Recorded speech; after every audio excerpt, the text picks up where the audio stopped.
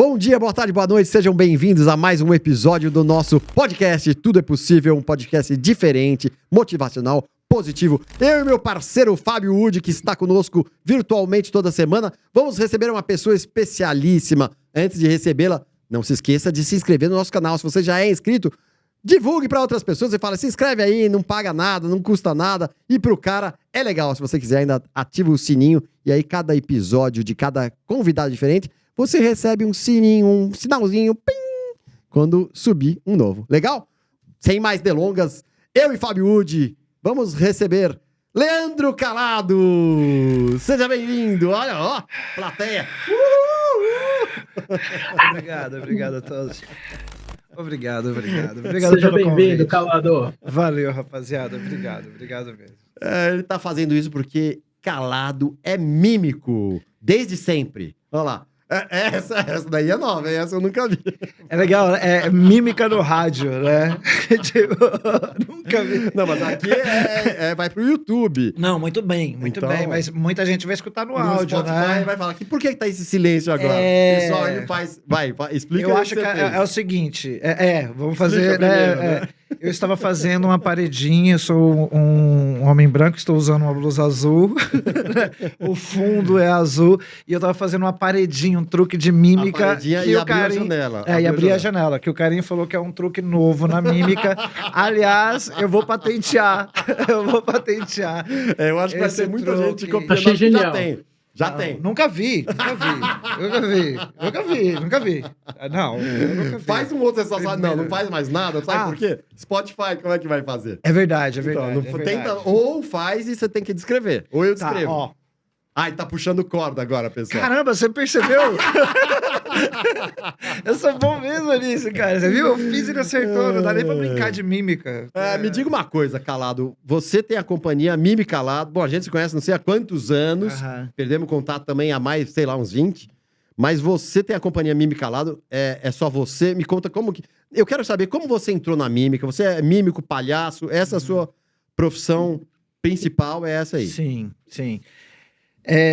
Eu comecei fazendo mímica de rua. Eu ia pra rua. Eu sou de São Miguel Paulista, sou da Zona Leste de São Paulo. Uhum. Então, assim, eu não tinha muitas influências teatrais, não tinha teatro, não tinha isso de ir ao teatro. Eu sou filho de um dono de bar, aposentado de metalúrgica e de uma costureira. Nada de arte. Nada de arte. Aliás, nada de arte se a gente pensa assim, mas meu pai trabalhava em fundição fazendo estatuetas. Então, olha, a minha casa era cheia de estátuas de cavalo, de águia, de não sei o quê, que ele trazia da fábrica todo orgulhoso de ser a nova peça que ele estava fazendo. Olha, que legal. E minha mãe, como costureira, é responsável por metade dos meus figurinos até hoje. Minha mãe e a minha sogra, que também fez muito figurino para mim. Então, quer dizer que em si não tinha nada de arte, mas relativamente... cara, eu tava conversando hoje com um amigo sobre isso. Assim, hoje a gente vê muito projeto falando assim, estamos levando cultura à periferia. E eu acho muito interessante a gente discutir isso como trocando cultura com a periferia. Porque todo lugar tem cultura, cara. Todo lugar tem arte. O lance é qual tipo de arte, qual tipo de cultura que a gente está falando. A gente tem um parâmetro para falar o que é arte e o que é cultura, né? Porque, assim, eu cresci num bairro onde festa junina eu via moleque, velho, de 7 anos, subindo em cima de marmanjo para conseguir pegar uma nota num pau de sebo. Isso, para mim, velho, é tão bonito quanto qualquer espetáculo de arte popular que eu possa ver num teatro aqui no centro de São Paulo, com cores bonitas, com uma música interessante. Lá, talvez não tinha uma roupagem pensada, né, de produção, que hoje a gente trabalha com shows, a gente entende a produção de algo artístico, mas artístico aquilo era, cultural aquilo era, verdade. Né? Então, assim, eu sou a primeira pessoa, talvez, na família que compreende como empacotar para vender uma cultura existente, né? Então, assim, tudo começou na adolescência porque eu passei numa ETEC e fui fazer desenho de comunicação. Fui fazer isso que hoje é design. Naquela época se chamava desenho de comunicação. Isso faz tempo, gente. Assim, é um tempo tão grande que, para você ter uma ideia, para fazer um outdoor de um chocolate, a gente precisava produzir um chocolate tamanho gigante para poder fotografar. Porque naquela época, se você colocava um chocolate de verdade num estúdio, ele derretia, não tinha como tirar foto. Então, assim, é uma época muito manual das artes visuais ainda. Essa época que eu tinha ali 16 anos, estava entrando para a ETEC. E aí, para comprar material de artes, era um material muito caro naquela época para um menino de periferia. Então, eu precisava fazer algo. Eu me enfiei nas festas infantis de final de semana, porque eu estudava integral. E aí comecei a fazer festas infantis. As festas infantis começaram a virar muito mais prazerosas do que o ensino técnico em si. E aí, de repente, eu falei, cara, quando assim, fazia de tudo. Fazia frajola, fazia piu-piu, fazia tudo que era personagem. Roupas lá? Dentro daqueles roupão. Cabeção. E aí chega um dia lá que o cara pega e fala pra mim, você faz palhaço? E eu com 16, 17 anos, 15, 16 anos, por aí. Que cara? Um cara da festa ou um cara da empresa? O cara da empresa que contratava. Pagava merreca, né, velho? Assim, é uma época também que não existia procurar no Google, né? Eu descobri a festa infantil por causa de uma menina que chegou de moto na ETEC. Eu falei assim, e aí, playboyzinha? Ela olhou pra mim e falou, playboy nada, eu comprei com o meu dinheiro. Eu falei, então você trabalha? Ela, trabalho. O que você faz? Festa infantil. Falei, como que faz isso? Também quero. Também quero. Ela falou, você pega as revistas dos jornais de domingo, dos principais jornais, eu não vou fazer comercial de nenhum jornal, mas você pegava a revista do domingo e lá no final tinha nos classificados festa infantil. Liga pra todo mundo e fala que você faz tudo. Faz Batman? Faço. Faz palhaço? Faço. Faz escuta de balão? Faço. E aí eu fui fazer. Dentro da festa infantil, aí um dia o cara falou assim, você faz palhaço? Eu falei, faço. Fui fazer e eu me apaixonei. Já. Você falou, faz escultura de balão? Faço. Aprende, velho. Aprende, você aprende na festa. Você aprende na festa, porque assim, ó, naquela época, você ia até o lugar, eu saía de São Miguel e ia até a Barra Funda, pegava uma bolsa de coisa aqui, aí tinha bexiga, maquiagem, roupa, e aí você pegava condução pra ir até a festa, que às vezes era aqui nos Jardins, era ali, Esse período da condução, você tava com o parceiro que já tinha experiência, que tava te passando a rotina que você ia fazer de palhaço. Olha que louco. E como fazer 2 ou 3 negocinhos na escultura de balão, que era uma espada, um coração e um cachorrinho. São os passos. Com esses 3 você se virava, entendeu? Isso é outro tempo também. Claro, hoje em dia... 30 anos atrás, mais ou menos. Hoje em dia, você vai lá fazer uma festa infantil com esses 3 personagens, a pessoa não quer te pagar. Eles jogam... As crianças te mordem, né? Te mordem. Hoje em dia... E aí, cara, quando eu fiz... Te mordem. Quando eu fiz Com que crianças você tem convivido, Carinho? É uma boa pergunta hoje. Sweet Tooth. Você já assistiu Sweet Tooth? Seriado. Aí eu peguei e falei assim, cara, eu gostei disso daqui. Eu tô gostando de fazer palhaço. A maquiagem é horrível, tudo horrível. Mas a sensação de fazer rir dentro de uma casa cheia. Essa época também não tinha tantos buffets, as festas eram dentro de casa, abarrotada de gente. Aí eu tive férias da ETEC. Aí eu descobri uma oficina cultural perto da minha casa, fiz um curso de clown. E o curso de clown me levou à Comédia Delight, e a Comédia Delight me levou a me descobrir fisicamente na comédia. E aí eu falei, cara, tem um caminho aí. Aí eu fui atrás dos mímicos que tinham aqui no Brasil. Não tinha grana para viajar. Nessa época, a galera que queria estudar mímica ia para Londres, ia para Inglaterra estudar com Desmond Jones, ia para França fazer Marcel Marceau. Eu era um menino de periferia, velho. Eu fazia festa infantil para poder viver, pagar meu material de escola. Eu fui procurar quem tava aqui. Eu descobri, putz, tem um cara chamado Fernando Vieira, que é mímico. Que já veio aqui. Que fez Desmond Jones. Vou procurar o Fernando Vieira. Ah, tem o Luiz Lois, acabou de chegar. Fui fazer Luiz Lois. Aí eu entrei num curso no Sesc Consolação. Fui acompanhar um amigo que entrou num curso, um amigo que fazia festa infantil. E aí, duro, tava duro, velho, duro. Era duro. Eu cheguei no Sesc Consolação com esses meus amigos entraram, tinha um estúdio, assim, que tinha uma galera, era o primeiro dia de aula de mímica, 3 meses, era um projeto, todo dia tinha aula de mímica. Era o curso de mímica? O curso era de 3 meses, mímica, de manhã até o final da tarde, com o Eduardo Coutinho, que é da USP, com a Helena Figueira, que é da Cia Suno, e a Ieda Chaves, que pareceu que era da USP também. E nos outros, eram 3 vezes na semana, com eles 2 vezes na semana, vinha alguém sobre mímica do Brasil para dar workshop. Então teve Denise Stoklos, teve Denise Namuro, uma galera Que da legal. mímica fodástica, assim. Eu fui só acompanhar meus amigos. Nessa época eu fazia sombras na Rua Direita, aqui no centro, inspirado pelos sombras da TV. Essa era a minha Olha. influência de fazer Que mímica. louco. Eu tinha visto os caras na TV, no Faustão, 2 caras que seguiam as pessoas no meio da rua. Hoje o pessoal assiste Carcocha no YouTube e acha que assim, tipo, uau, cara, isso daqui nos anos 90 a gente já via na TV aberta, né? E aí eu fui pra rua fazer mímica. Então eu fazia mímica suja, não tinha técnica. E aí eu fui nesse lugar. Os meus amigos entraram e eu fiquei na porta. Na hora que eu cheguei na porta, o Eduardo Coutinho tava dando um exercício que era um pega-pega, que você tinha que trocar o nome quando você ia ser pego. Aham. E ele me viu na porta e ele falou, o que você tá fazendo aí? Eu falei, eu tô... Ele falou, entra. Aí ele não esperou eu responder, eu entrei e aí eu não saí do curso. E aí no final do curso tinha diplominha. E aí meu nome não tava na lista. Aí Claro. ele chegou aí pra mim assim e falou, cara, seu nome não tá aqui. Eu falei, é porque eu não paguei. Só no final do curso você falou isso. Foi. É porque eu não paguei. Eu falei, o que eu tinha pra fazer o curso era vontade, velho.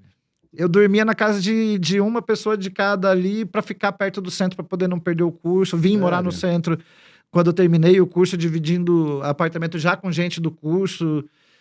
E aí eu não parei mais. Daí pra frente eu virei o meu sobrenome Calado, eu mímico. Pois é. Eu vim morar no centro, comecei a conhecer a galera que tava sendo agenciada para fazer eventos mesmo na época, e falei, cara, é assim que a galera ganha grana, fazendo evento. Comecei a fazer evento pra caramba, fui parar em casa noturna fazendo mímica, e aí eu não parei mais, aí depois vim entrar no circo e tal. E assim, a mímica calada, Isso. a mímica e o calado, nessa época eu comecei a trabalhar muito como mímico, eu fui dividir apartamento ali na Maria Antônia, perto do Mackenzie, com uma galera que fazia faculdade. E um dos caras lá pegou e falou, Lê, vamos fazer um site teu. Isso 20 e poucos anos atrás, pouquíssima gente tinha site. E ele falou, que nome que a gente coloca no domínio? Eu falei, putz, vamos colocar Mimicalado, porque é mímica e calado. Então, exatamente. .com.br, pegamos o domínio, montamos um site solo. Quando eu entrei para o circo espacial, isso já alguns anos depois, eu entrei para um circo. No circo eu conheci a minha esposa, a gente foi contratado para ir para os Estados Unidos e a gente precisava de uma trupe. Tinha que viajar em 3 porque era um visto que você tinha que viajar como trupe. A gente criou a trupe Mimi Calado. E aí a gente viajou como trupe. E aí quando a gente voltou, a gente resolveu continuar a trupe porque a gente já tinha casado nesse meio tempo. E aí a companhia, eu e ela. Tinha minha cunhada também, que acabou saindo. A primeira era você, ela e a cunhada. Eu, a irmã ela e a dela. cunhada, a irmã A irmã. dela. E aí a cunhada dela depois acabou A saindo. irmã dela. E aí a gente continua aí, tem 20 anos agora a companhia. Ah, mas então só você e ela. Eu e ela, como criadores da companhia. Agora, assim, de galera que trabalha com a gente, tipo... Peugeot. Peugeot é o cara que faz o som do espetáculo. É o cara do play, do passa pra lá, passa pra cá e que sabe a nossa respiração. Se der errado, ele sabe que deu errado. Ele tá com a gente desses 20 anos, pelo menos 18 anos trabalhando com a gente. Sério? Então, Peugeot é Mimi Calado. O Matheus, que é o meu sobrinho, ele ficou dos 16, antes ainda, assim, na maioridade, ele já estava se apresentando com a gente e se apresentou até ali os 18, 19, onde ele ficava no circo e com a gente, né? Aí tem uma galera que são os convidados. Bruno Edson trabalha comigo há mais de 8, 9 anos, que é um senhor de 83 anos que Sério? roda 12 pratos, faz os pratos bailarinos. Sério? Que legal. Caio Stevanovic, que é um malabarista incrível, que é biomédico, pesquisador na USP e tal, e é de uma família tradicionalíssima, assim, de malabares, os Stevanovic. O cara tá se apresentando com a gente há pelo menos 6, 7 anos Olha, na que companhia. louco. Então tem essa coisa. Então, hoje a companhia ela tem 8 espetáculos, 4 são solos, os outros são, assim, tem espetáculo que são 14 artistas viajando, tem espetáculo que são eu 4 músicos e 9 pulgas, que a gente tem um circo de pulgas. Olha que legal. Então, a gente tem diferentes formatos, assim, né? Mas iniciou sendo só eu e depois eu e ela, assim. Os 4 solos são seus. Os 4 solos são meus. Todos seus. Os 4 solos são meus. Tá. Não, seu sobrenome Calado. Aham. Você, na infância, você era calado ou era zoeira? Não, porra, eu fui Zoeirão. bulinado o tempo inteiro, Por causa do velho. sobrenome. Foi, eu odiava o Aliás- sobrenome. Oi? Ô, Karim, foi muito bom que o Karim puxou esse assunto importante, esse aspecto importante da conversa, porque eu estava com essa dúvida aqui também. Você acha que o fato de você ser calado influenciou na escolha pela mímica? Cara, é muito louco isso, porque assim, eu falo muito. E todo mímico fala muito. Eu Tem reparei vários que você não é textos muito sobre calado. isso. Eu odiava o sobrenome Calado, porque eu era bulinado na escola pelos professores. Os professores falavam pra mim de calado só no nome. Foi o que eu mais escutei, mesmo? assim, porque eu sempre fui tagarela. A mímica veio, velho, assim, na real, eu percebi, eu tinha um sonho quando eu era criança. Eu tinha um sonho já, e eu tenho realizado ele. Eu queria viajar o mundo, velho. Eu gosto de conhecer gente, eu gosto de diferentes culturas, assim. Se você me perguntar sobre diferentes culturas, eu não sei te explicar diferentes culturas, porque eu não sei, eu quero saber. Eu gostaria de saber na fonte, eu quero ir lá, eu quero viajar, eu quero conhecer gente. Não só o aspecto turístico, tipo, legal ir para Nova York, muito legal. Mas você não tem ideia como é Vivenciar. legal, velho, morar no Bronx, metade de um mês e metade do mês morar em Long Island, numa área de classe média, e você ter esses 2 paralelos, assim, e amigos nos 2 lugares, Que legal. e ver como que é essa outra vida em Nova York. Eu gosto desse tipo de coisa. E desde pequeno eu tinha curiosidade, assim, sabe? Eu falava, cara, eu quero conhecer. Quando eu descobri a mímica, eu era um menino pobre, da periferia, que não sabia falar português, velho. Eu lembro que eu morando com meus amigos na Maria Antônia, todos eram universitários, eu não. Eu falava como um periférico. E aí eu lembro de amigos meus falando pra mim, assim, a gente batendo um papo. Tem um amigo meu que é o Bruno Franques, um escritor incrível, tem um trabalho incrível. E a gente dividia apartamento, ele chegou pra mim um dia e falou assim, cara, você precisa ler mais. Você precisa ler mais, porque você tem boas ideias, mas você não consegue explicá-los, porque você não tem vocabulário. Eu escutei isso quando eu tinha 18 anos. Então, assim, quando eu descubro a mímica, eu descubro um vocabulário. Que louco. Eu descubro um meio de eu falar coisas que eu queria falar há muito tempo, mas que as palavras não deixavam eu falar. E a primeira dúzia de palavras que eu falava, a pessoa preconceituosa sobre o que é um periférico, um marginalizado, ela já não dava atenção para o resto do que eu iria falar. A partir do momento que eu não preciso falar, que é o código que a outra pessoa sabe, eu a impressionava. Aí as pessoas começaram... Nossa, que interessante. E aí é muito legal, porque assim, existe também o preconceito da mímica em si. Existe a pessoa que acha que mímico é só fazer paredinha e cordinha. E aí quando você mostra um número poético, porque a gente está falando de corporeidade, a gente está falando de imitar um corpo. Então, assim, quantas coisas você vive na sua vida que não são descritas em palavras, cara. Quando você está escovando os seus dentes... Só que a sua memória tá no que você vai fazer à tarde, porque à tarde vai ter a apresentação do seu filho no karatê e você tá tentando se programar para chegar às 2, 3 coisas que você tem que fazer no seu dia. Isso não está sendo descrito enquanto você está escovando os dentes, mas você está vivendo isso. Eu consigo pegar isso e transformar em movimentos para mostrar esse tipo de pensamento. As pessoas vão se identificar com isso. Elas conseguem se identificar porque elas sabem que elas pensam enquanto elas fazem coisas mecânicas. Né? E o nosso cotidiano tá cheio dessas coisas corpóreas. A gente abraça, a gente gosta de comer, a gente gosta de ver coisas, a gente gosta de contar histórias. E a mímica mudou minha vida, assim, né? Foi o que foi abrindo portas para esse menino que se sentia com medo de conversar, de falar, de chegar num circo, de conseguir o primeiro contrato para ir para os Estados Unidos e de repente falar, cara, eu tô realizando aquele sonho lá. Quando foi isso? O primeiro contrato foi em 2000...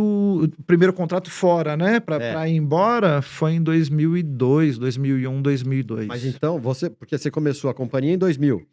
Foi, eu comecei a companhia ali em 2000, essa coisa de fazer o site, de fazer as coisas em 2000. Mas a gente marca a companhia exatamente por isso, assim. Antes era só eu calado. Mas você tava desculpa interromper de novo, mas você tava na batalha desde os 16 anos. Então, eu tô com 41 agora. Então já tinha... anos 90. Anos 90. Então você tava com uns 10 anos de... É isso que eu queria saber. Sim, já tava fazendo evento, já tava direto, fazendo mímica vivendo disso, direto. Com cara branca, fazendo casa noturna. Assim, um mímico que era da CXPTO é o Sam, queridíssimo, Newton Yamazaki. Newton é um artista incrível, assim. Ele conseguiu um trabalho pra mim numa casa noturna. Olha a época. Ele falou pra mim, tem uma galera aí que tá querendo juntar o mais novo da música com o mais clássico da arte. No lugar de colocar go-go dances, eles estão querendo colocar bailarinos clássicos, um mímico, 3 trapezistas e drum bass e música eletrônica. Que o drum bass, naquela época, o trance era a nova coisa. Isso é 98, 99, 2000. E aí eu fui fazer, cara, com essa companhia que era com o pessoal da Copélia, que é um grupo de dança daqui de São Paulo e tal. Andréa Luque, a diretora. E, de repente, eu virei mímico das casas noturnas. Eu fazia todas as casas noturnas da Vila Olímpia e tal. E aí eu, com 18, 19 anos, já vivia de arte. Olha que legal. Já vivia de arte, eu já tinha parado de fazer qualquer coisa em São Miguel, já vim pro centro e a minha vida já era viver de arte. Dentro da casa noturna, uma dessas trapezistas me apresentou pro Circo Espacial. A gente foi assistir uma apresentação, ela me apresentou e eu conheci o diretor do Circo Espacial. E aí eu fui parar no circo. Aí eu vim conhecer a minha esposa dentro do circo, e aí a vida foi para outros lugares, que aí já não era mais o Teatro de São Paulo, eu já tinha feito Denise Stoklos, eu tava num momento muito assim, não, vou viver de teatro e tal. E aí eu entro no circo e falo, cara, isso daqui é muito louco, eu vou viver isso daqui. E aí eu esqueci São Paulo e fui viver o circo. Esqueceu o teatro, esqueceu São Paulo e foi pro circo. Fui pro circo. E o circo rodou muito? O circo foi assim, eu cheguei no circo em Campinas, o cara me ligou, eu fazia rua, tava fazendo rua, as casas noturnas, e fazia rua. E aí ele falou, tô precisando de um mímico aqui. O que vocês têm? Eu tenho vocês têm um salário semanal aqui, tem quarto e tem comida. Tudo que um jovem precisa. Aí eu fui, cara. A gente rodou o interior de São Paulo e no meio disso daí apareceu o contrato pra gente ir pros Estados Unidos. Então, assim, a partir do momento que eu entrei no circo, tudo foi muito rápido. Eu conheci a minha esposa em coisa de 3 meses, eu noivei com ela, em coisa de 3 meses a gente estava já num avião e a gente estava com a aliança de noivado, assim, a aliança na mão de noivado. Eu falei, putz, a gente vai morar 1 ano juntos nos Estados Unidos. O contrato era para 1 ano. Eu falei, não tem sentido. A gente trocou de aliança dentro do avião. Então a gente casou nos ares. Que legal, legal. E aí chegou nos Estados Unidos, a gente foi para esse circo chamado Universal Circus, era um circo de negros americanos, com uma banda de jazz incrível, público black, assim. E eu era o único artista branco que era no palco e era o palhaço. E aí eu viajei com eles, fiz vários estados com eles. Mas você foi pra lá já com esse contrato? Já fui com contrato. A primeira vez que eu fui para os Estados Unidos já foi com contrato. Que legal. A gente foi...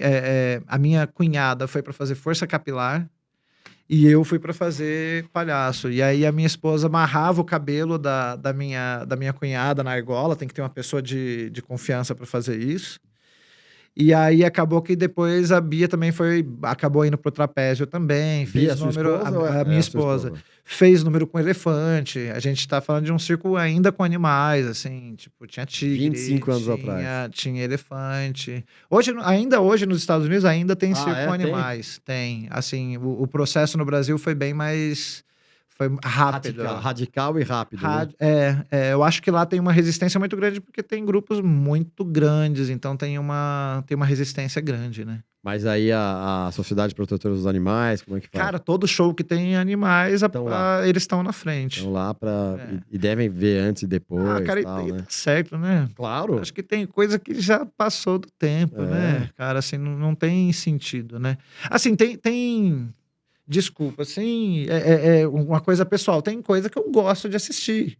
não vou negar. Eu adoro número com cachorro, velho. Não, eu ia falar isso. Acho lindo o número com cachorro. Eu gosto de ver todos. Mas antes a gente não pensava nisso, né? Depois que veio a lume que eles eram maltratados, né? Sim, exato. Aí a gente fica assim. Você fala, pô, então... Mas assim, tem alguns números que ainda me tiram um suspiro. Assim, ver um número cômico com cachorro é uma coisa que ainda me emociona. Assim, eu gostaria de ter um número com cachorro. E eu acho que é um animal difícil de você conseguir adestrar, assim, maltratando.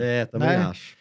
Cavalo, eu já vi números de cavalo que também achei bem bonitos, assim. Então, eu acho que é uma coisa de questionar, né? Se o circo não pode ter cavalos e nasceu tendo cavalos, acho que a polícia também podia parar de usar cavalo, né? né? Porque, assim, eu acho estranho eu andar na rua e, de repente, o cara com um cavalão, assim, do lado, eu não consigo ver o porquê. Mas, né? Papo para outros episódios. Bom, essa foi sua primeira viagem para o exterior, já foi demais. Foi. Casou nos ares, primeira vez nos Estados Unidos, realizando um sonho infantil. Sim. Inclusive, aqui a gente tem, né? Você sabe, a gente tem umas perguntinhas sobre isso, né? Então, qual cena, fazendo já não deixando tudo pro final e pondo no meio, cena mais marcante da sua vida é uma dessas ou é uma outra? Cara, eu acho que a cena mais marcante pra minha vida tem que ser dividida em duas, que é o nascimento das minhas duas filhas. Assim, legal. Tipo, eu acho que não existe. Legal. Assim, eu já vivi coisas incríveis, assim, eu posso imaginar um monte de coisa, nem imaginar, né? Descrever coisas que eu vivi mesmo. Mas ver o nascimento de uma pessoa é mágico demais, né, demais, cara? demais. É algo assim que você fala... Desde o primeiro momento, assim, tipo, escutar o coração de cada uma delas. É verdade, no ultrassom, né? Já é algo que você fala assim, caraca, e é aquele clichêzão que quem passar vai lembrar. É verdade. Assim, vai falar Tirando assim, cara, o clichêzão, porque... né? Porque vai falar, não, você vai passar, se você passar por isso, você vai ver, assim, o seu coração bate diferente quando você escuta esse outro coração batendo. É verdade. Louco, né? E depois dos Estados Unidos, você foi pra onde? Você viajou mais lugares? Qual lugar? Assim, que lugar você já passou? Nos Estados Unidos, então, eu tive esse período com circo, indo para diferentes lugares dentro do próprio país. Aí eu volto pra cá e aí decido fazer a companhia rolar. E aí eu começo a montar espetáculo para viajar Brasil. Eu quero viajar as cidades do Brasil, cara, né? E aí eu começo a viajar aqui. Aí pinta a oportunidade de eu ir para a Arábia Saudita. Putz, sério? Como é que rolou isso? Pô, foi incrível, cara. Assim, era uma companhia de 33 brasileiros, todos artistas brasileiros, todos homens. Foi um período que ainda tinha mais restrições do que hoje em dia, né? As coisas têm mudado muito nos últimos 10 anos, assim. E aí a gente foi para Jeddah.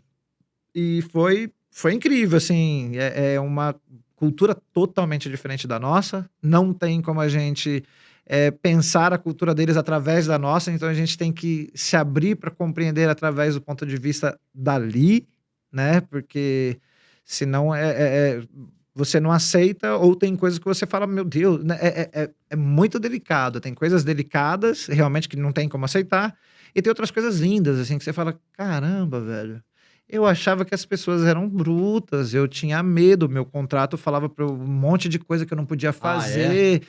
E de repente você vê pessoas amáveis, assim, educadas, sabe? Eu peguei um táxi uma vez, eu tava em Jeddah, aí eu peguei um táxi, o cara usava um turbante, tinha um bigodão, tinha umas adagas, e isso é proibido, né? Você não pode usar arma branca e tal. Só que tem algumas tribos que é permitido porque é da cultura daquela tribo, daquela etnia ali. Então o cara tinha autorização. E a gente tava no táxi, e aí de repente ele olhou pra mim assim e falou assim, e você acredita em quê? Você falando inglês. Em inglês. Quando você foi para os Estados Unidos... Eu falava nada. Aí Eu não falava português. Então, isso que eu quero saber. Na primeira ida pra lá, e você já aprendi, mas aprendi ali, né? Consegui me comunicar, né? Aí... O cara falando inglês com você, então... Ele pegou e falou, no que você acredita? Eu falei, cara, no meu contrato falava pra eu não falar sobre nada sobre religião, assim. Aí eu acredito em Deus. Bom, muito bom. E qual a religião da sua família? Aí eu, caramba, aí eu peguei e falei pra ele, então, eu cresci numa família cristã. Meus pais são católicos e bastante gente no Brasil, tem uma grande porção de pessoas cristãs no Brasil e tal. E aí ele olhou pra mim e falou, que bom. Aí eu fiz, que bom? Né? Porque eu achava que ele ia ficar. Ele falou, não, que bom, cara, porque assim, é importante acreditar em alguma coisa. E essa pessoa que você fala também está nos nossos livros. A gente também fala sobre ele, só que de uma maneira diferente, mas é importante. É importante vocês entenderem que a gente não é só o que vocês acham que a gente é. É como se você me falar que você é cristão, eu achasse que você é Ku Klux Klan, que também era um grupo cristão. Então, nem todos são esses terroristas e tal. Isso, cara, eu tinha 20 e poucos anos, isso faz um tempão. Você escutar isso, tipo, hoje em dia a gente está num momento que as coisas estão sendo abertas para ser discutidas, os nossos conceitos e preconceitos. A gente está aberto para, né? Isso. Para se reconstruir. Eu não sei qual palavra usar para isso. Mas nesse período, quando você encontra essas pessoas e você não tem um YouTube na mão e você não tem essas informações, cada encontro desse é uma quebra, sim, de paradigma de você falar, uau, sabe? Riquíssimo, né? Riquíssimo, Pô, riquíssimo. O Calado, Oi. agora, continuando um pouco nessa linha do que você acabou de contar, e quando é na via contrária, o que eu quero dizer com isso? Você está relatando, né, quedas de preconceitos que Sim. você foi tendo conforme você foi se aculturando, entre aspas, né, no sentido de se abrir para outras culturas, né, Sim. contato com essas outras culturas, e esses medos foram caindo, você foi tendo essas descobertas, né?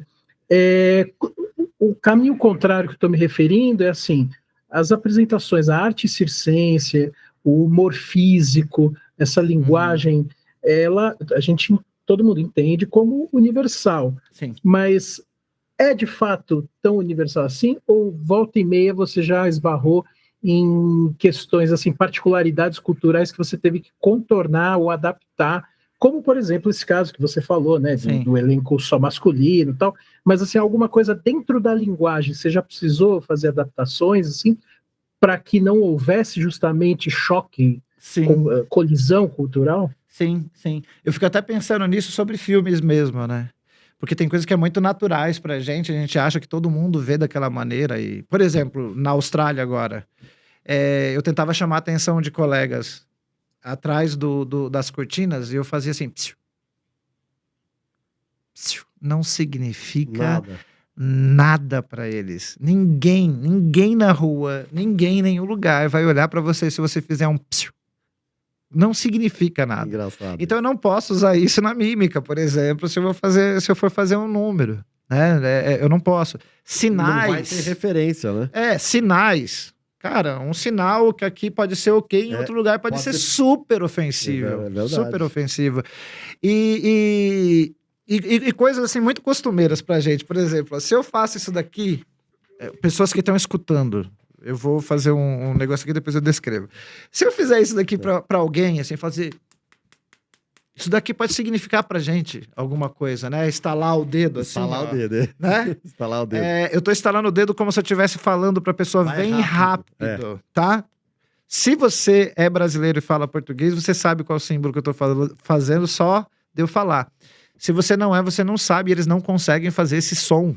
É mesmo? Que é tão natural pra Eles têm gente. Austrália? Eles americanos, eles australianos, eles russos, eles chineses, todas as pessoas que eu trabalhei em circo, eles não sabem o que é isso daqui. Você passou em todos esses países ou você trabalha com pessoas desses países? Eu trabalhei com pessoas desses países. E trabalho com pessoas desses países. Então, assim, o circo é muito multi, né, cara? Então, assim, a última companhia que eu trabalhei nos Estados Unidos era uma companhia chamada National Circus Project.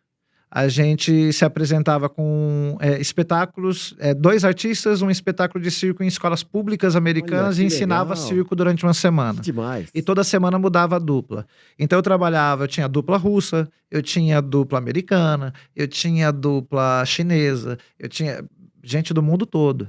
E aí é muito legal por isso, porque assim, eu tô com um cara que também tem as suas limitações de comunicação, porque ele também vem de outro país, onde também existem outros limites. Verdade. E a gente vai se trocando, conversando sobre isso também e descobrindo outras maneiras de se fazer. Isso daqui, cara, ó, uma coisa tão comum pra gente, esfregar os dedinhos pra falar dinheiro. Na Coreia, eu te amo.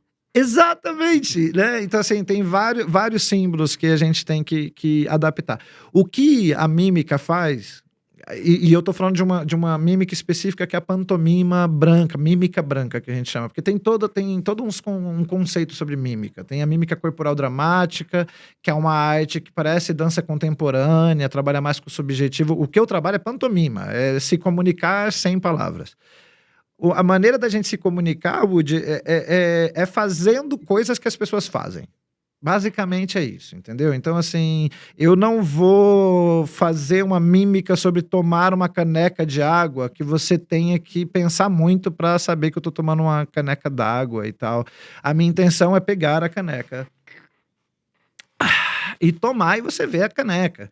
Se eu quero que você saiba que eu tô dando o meu coração para você, eu abro as portas do meu peito, eu tiro o coração e eu dou para você.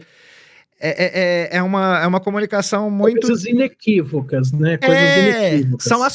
São ações. Eu faço ações que as pessoas se refletem nessas ações. A gente é repleto disso. A pessoa, ela tá fazendo mímica o tempo inteiro. A gente imita as pessoas desde pequenininho, desde criança. Verdade. A gente anda porque a gente viu alguém andar, verdade, a gente come porque a gente... Coloca uma criança na creche, você vai ver ela comer tudo que ela não come em casa. Exatamente. Porque ela vê as outras crianças comendo. Exatamente. Então, assim, a gente se identifica muito rápido com o mímico. O que eu gosto da mímica no mundo e no Brasil, assim, né, dessa coisa da comunicação. Então, assim... Eu tenho a oportunidade de conhecer a cultura deles e eles têm a oportunidade de me conhecer também. Porque eles também, as pessoas acham que só porque você é brasileiro, talvez você não tenha vivência, as coisas que ele viveu, o que ele pensa. Existem esses padrões também de limite, de pensamento sobre quem é um sul-americano. Entende? Então, assim, a gente também sente esse outro conceito que vem de lá para cá. É delicioso quebrar isso. É delicioso numa roda de conversa, quando você tá com um americano, com um russo, com um italiano, com um ucraniano e com um chinês, eles perceberem que você também entende, tanto quanto eles, de filme, de livros, de gastronomia, de astrologia, desde a coisa mais simples e vulgar, a coisa mais cabeção, assim, do cara falar, caramba, que legal. Aí você começa a falar de música, pega um violão, são as mesmas músicas que ele escutava nos anos 80 e 90 no país dele também. E com a arte das pessoas, cara, se apaixonarem por você, esse é o legal do mimo, né, desse personagem que eu faço em circo, do palhaço mímico, porque assim, a minha intenção não é zoar ninguém. As pessoas têm medo porque acham que o palhaço que pega pessoas do público, eu pego pessoas do público para trabalhar comigo no picadeiro. Elas acham que você vai ridicularizar as pessoas. Isso também é um preconceito sobre essa linha, porque as pessoas, elas também... se acostumaram a falar o que é bom e o que é ruim em uma linguagem. Então o cara vai lá e faz um clown mais europeu, ou mais... isso é bom, isso é ruim. Mas quantos desses você assistiu? Nenhum. Você nunca foi, não sei, mas é ruim. Não, vai ver. O meu trabalho como palhaço que pega pessoas no público é de brincar junto. Então, quando eu entro no picadeiro, quando eu entro num show, seja num picadeiro, numa escola, num teatro, a primeira coisa que eu faço é olhar para as pessoas e fazer com o meu corpo gestos para elas perceberem, estou brincando com vocês, vamos brincar junto? Aí você coloca todo mundo numa atmosfera de brincar legal junto. Demais. Quando a pessoa vai perguntar para você da onde que você é, ela já gosta de você. Então essa parte de você falar sou brasileiro, ela vem depois. E aí é legal porque ela fala, nossa, eu gosto de um brasileiro. Sabe, assim, tem... É louco. Essa parte também é legal de lá pra cá, assim. Eu tenho colecionado amigos no mundo todo. Muito legal, muito Tudo legal. O que você diria que você achava impossível quando jovem, assim, nem imaginava, ou achava impossível quando imaginava, e que você conseguiu, conquistou? Eu achava impossível viajar o mundo. Um menino pobre viajar o mundo é impossível, cara. Que legal. Assim, a gente tá falando assim, eu tô com 41 hoje. Eu passei por baixo da catraca do ônibus, velho. Até os meus 16, 17 anos. Você consegue entender? Assim, Sim. Um jovem com 16... Hoje eu tenho uma filha de 16 anos. Um jovem de 16 e 17 anos passar por baixo da catraca do ônibus para ir para terminal Dom Pedro, para ir no centro fazer alguma coisa, por exemplo, comprar cotonetes para voltar para São Miguel para vender, 200 cotonetes a R$1. Eu fiz isso durante a minha adolescência para poder viver. Antes das festas infantis. Antes das festas infantil. Isso já é a parte já jovem. Eu com 11 anos, 12 anos já trabalhava na rua, velho. Entendi. Eu sou uma geração pobre da década de 80. Eu nasci em 80, né?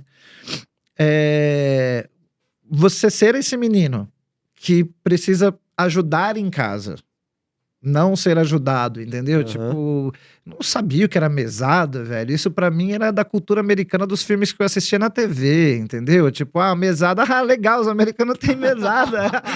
Que massa. Tipo, não fazia parte. O meu lance, eu com 11 anos, eu olhava em volta e falava, como que eu posso ajudar? Olha que louco. É outro tipo de pensamento, entendeu?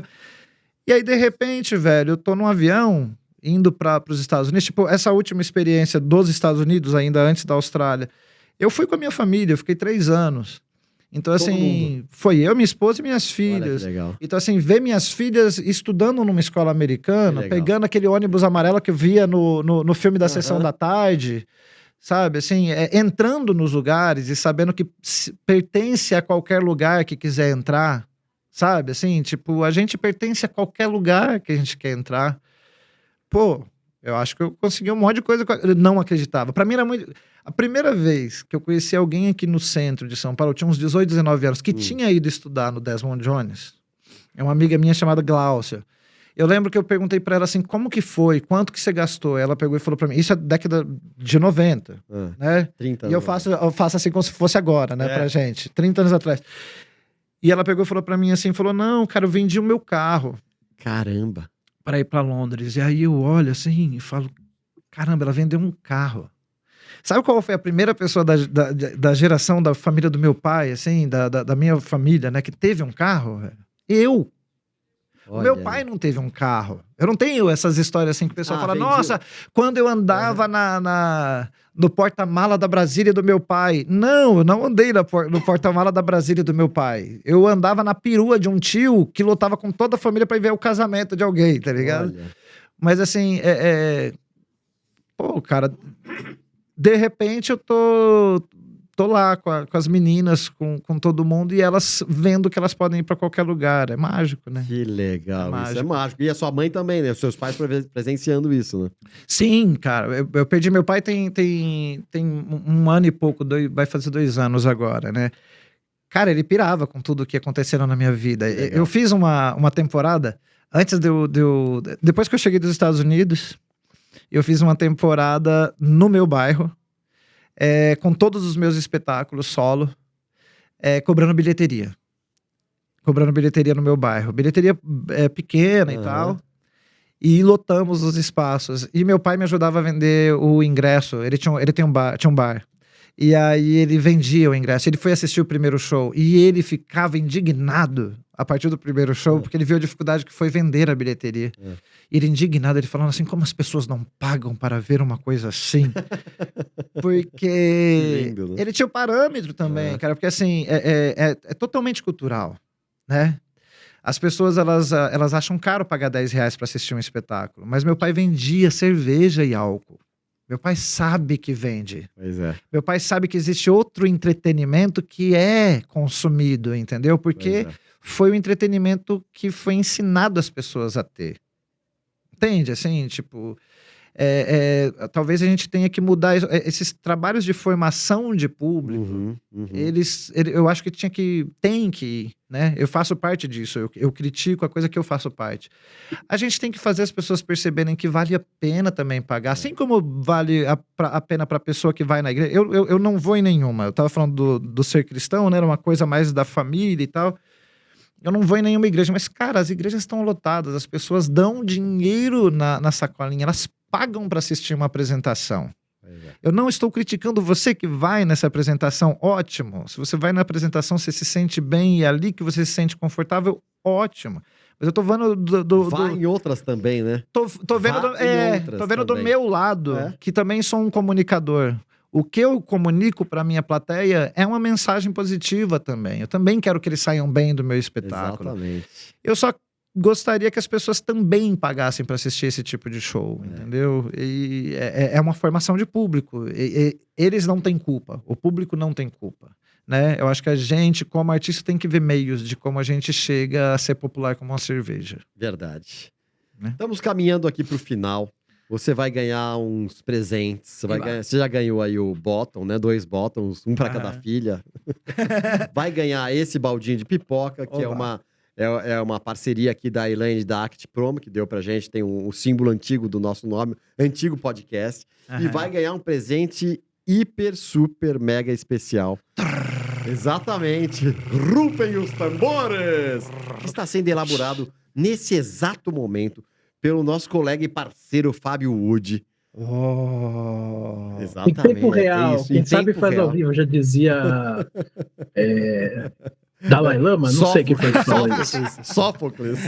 Já dizia... Sófocles. Já dizia Dalai Lama. Né? Dalai Lama, boa. O Dalai Lama é o guru que sabe de tudo, mas só fala depois. Boa. A gente tem a nossa última pergunta. Woody, você quer perguntar mais alguma coisa? Que olha ótimo. Aí, olha que demais. Olha que demais. Que ótimo, amém. Muito bom. Obrigado. Olha aí, ó. Arte popular também é cultura. Aprendi com os maiores mímicos do Brasil. Que legal. Legal, né? As pessoas precisam perceber que vale a pena uma apresentação artística. O Woody é super artista, né? Legal. Ele é cartunista, desenhista, roteirista, diretor, é um monte de coisa também, naquela área que você começou. Que legal, obrigado. Woody, multi o nosso presentão aí pra você, Calado. Amei. Pô, muito que lindo. Depois você vai receber isso aqui direto na sua caixa. E pra finalizar, agora, rapidamente, para as pessoas que têm dúvida ainda sobre a possibilidade, as possibilidades da vida, você pode ir para aquela câmera, fazer o seu... um conselho que você dá para as pessoas? Aí. Música clássica. Caramba. Aproveitem a vida. Cara, aproveita, assim, é tão bonito viver. E, assim, eu tô falando das coisas simples, eu tô falando aqui de viagens pro mundo, O que é mais legal sobre as viagens, esses lugares todos que eu fui, foi de perceber que lá é igual aqui, só que é lá. Entende? Assim, tipo, o que faz a minha vida especial não é ir lá. É entender que lá é igual aqui. Porque quando eu volto pra cá, eu percebo que aqui é tão bonito quanto qualquer lugar que eu vou. Aqui é tão bonito quanto a Austrália, quanto os Estados Unidos, quanto a Arábia Saudita, quanto Abu Dhabi, quanto qualquer lugar. E eu tô falando aqui, agora. Esse lugar que eu tô agora, essa mesa preta, com esses caras em volta de mim. Pô, que bonito esse lugar. Que bonito essas câmeras me olhando. Que legal imaginar que você vai estar assistindo isso. Aproveita, cara. Eu fui trabalhar no hospital durante a pandemia, no Hospital do Câncer de Barretos, Hospital de Amor. E aí você vê pessoas que estão aprendendo a viver quando tá próximo da morte ali, e aí você percebe que você também tá. Você já parou pra pensar nisso? Todo mundo tá, né? A gente é imortal, cara. Eu acho que, assim, a gente vai embora uma hora, então aproveita enquanto você tá aqui. É possível realizar sonhos, porque a coisa mais impossível que tinha era a gente estar vivo, e a gente está vivo. A coisa mais impossível que existe é existir a vida em si. Tem muito motivo para isso daqui acabar, mas não acaba. Então, assim, aproveita, cara, aproveita beijando quem você precisa beijar, falando eu te amo para quem você precisa falar eu te amo, desculpando quem você precisa desculpar, porque, assim, a gente leva as coisas a sério de uma maneira que só a gente sabe daquilo, só a gente cria. Então, assim, cara, desculpa, sabe? Beija, abraça, cheira quem você gosta, assim. Eu gosto de cheirar minhas filhas e minha esposa porque tem um cheiro diferente. Filho tem cheiro de filhote. É um cheiro... até o fedor é gostoso. É um cheiro azedo gostoso. É cheiro de filhote. Muito bom. Cara, sua mãe tá viva, seu pai tá vivo. Cara, faz uma visita, vai lá tomar um café e deixa a véia falar, deixa o velho falar. Deixa, entendeu? Porque você não tá perdendo nada, velho. Sabe por quê? Você vai embora, cara. Você vai embora. A gente tá dando valor pra um monte de coisa que vai ficar ou não também, porque as coisas também passam. A gente que acha que fica. Aproveita. Quer viajar, viaja. Faz amizade com um monte de gente. vai nos lugares para ser desenhado por uns caras que tem talento, vai em outros lugares para bater papo com os caras que sabem fazer as perguntas certas. Vai viver, cara, vai viver. Demais! Mimi Calado, eu, Karim Feres, Fábio Wood, tudo é possível. Não dá pra falar. Tudo é possível. Pessoal, nos sigam aí, vejam outros vídeos. Eu tô até emocionado aqui, nem sei mais o que falar. É isso aí, bora ser feliz. Bora ser feliz, bora ser feliz. Obrigado, Wood. Tchau, tchau. É nóis.